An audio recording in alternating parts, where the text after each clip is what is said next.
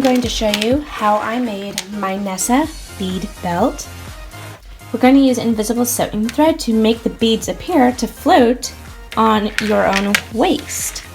So it's going to require a couple of supplies. We're going to need jewelry pliers. You're going to need gold beads, of course. You'll want a blue bead. I just used the same kind of beads, but I painted mine with blue nail polish, so very easy. You will also want a pack of round gold beads to put in between them. That will kind of help it move around, almost like they're jointed, like a little robot or something. That way they move more smoothly, not so chunky, doesn't show the gap in between. Another reason that I use the gold round beads in between the larger beads is that if I did not, these tiny little crimps here, you can see how small they are, would actually fall through the larger holes of this. So the little gold beads will stop it up and keep it from sliding off my invisible thread here. And then you will also want crimp beads. You will want your invisible thread, which you can get in the sewing section at most craft stores. And of course you want the obvious things like scissors. Oh, and there is one more special kind of bead you want. Some sort of dangly gold bead. And for the other end, you will want a gold clasp, which again, you can get in the jewelry section at most craft stores. What I drew here, and I can upload a nicer diagram onto my blog at momokurumi.com. This is sort of a little map that I drew. For the most part, this section you want to keep the same, but you can always change the scale of these to match your own waistline, or you can keep it exactly as is and just extend this part, or you can extend both, these and these. You can play with it, absolutely. I just figured this was a nice little rough diagram of exactly what's going on with my beaded belt. What kept the beads in place on the original was these crimp beads, which it may be hard to see, but you can see it right there, that little guy. So here's the ones that I have counted out, and then I have all my other beads rationed out around the edge. So let's go ahead and get started, and I'll show you how I put it together. It's pretty easy. So for your thread, you'll want to pull out a generous amount, depending on what your waist size is. So I usually do my waist size plus maybe 5 inches or so.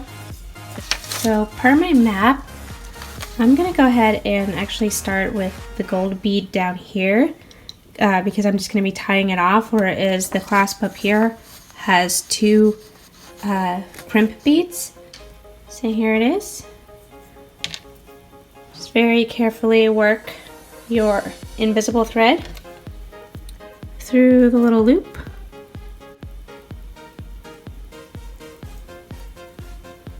There we go. And for this one, I like to do square knots. So that's 1 knot. I'm gonna do it like 2 or 3 times just for more security. Make sure each knot is nice and tight. You don't want to pull too hard because you don't want to risk breaking it. Now we're gonna start loading on some of the other beads. Just to have a little bit of control, I am gonna add a crimp first. So I'm gonna add one of the crimps before I add any of the gold round beads. So very tiny bead, might be hard to see on camera, but I'll do my best.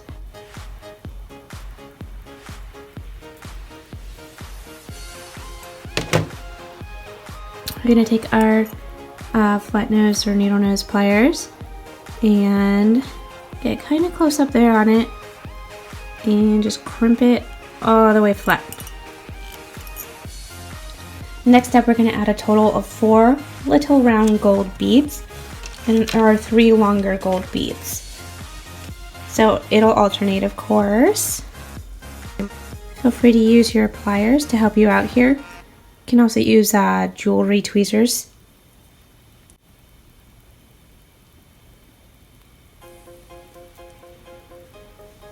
Like I said, we're just going to alternate the kind of beads.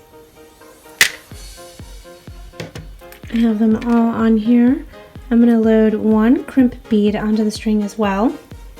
And then just touch the top bead and without moving it upwards, just crimp And there we go. We have our first row of beads.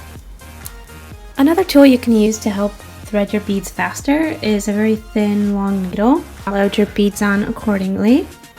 Next, we're going to do the blue beads, so I'm going to load bead crimp.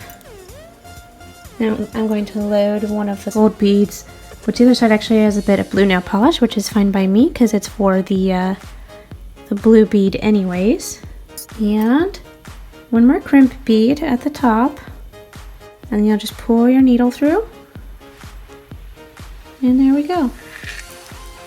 So this is where we want to start putting in our gaps, such as on our diagram here. For my gap, I'm going to leave about 1.5 inches. So you can pull aside the other blue beads for right now, just get them out of the way. And then you'll want to measure out between this stopper or bead crimp and this bead crimp, about 1.5 inches. So again, here's what the crimp looks like as it's sort of floating in air. Next, we get to let the blue beads sort of settle back down to where that crimp is. And then of course, we're going to crimp off the other side as well to keep it from moving in the other direction.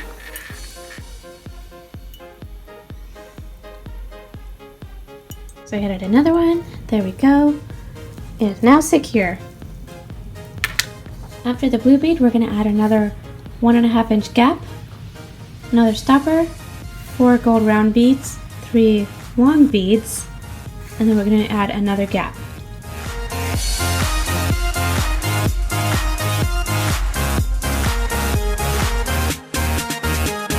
You'll just keep repeating a lot of the steps until you get your full map completed. I'm going to add all these on, and then I'll show you how to finish it off. After adding all of your beads, the last thing to do is add our crimp. So I went ahead and added a stopper here.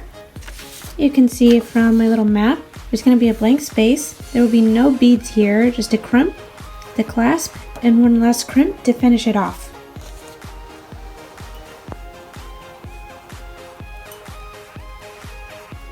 You might want to trim off any excess you have.